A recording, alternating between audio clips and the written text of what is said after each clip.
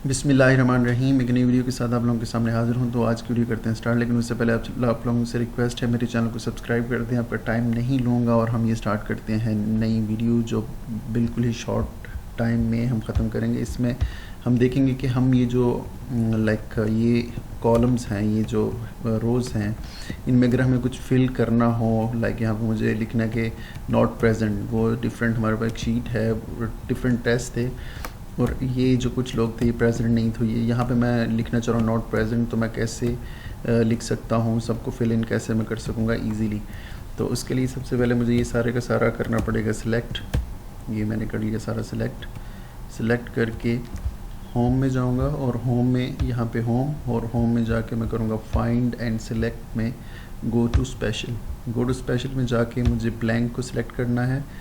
Blank को select करने के बाद मैं इसे करूँगा ओके के बाद मैं यहाँ पे लिखूँगा एब्सेंट, लिख दिया और उसके बाद मुझे प्रेस करना है कंट्रोल प्लस एंटर।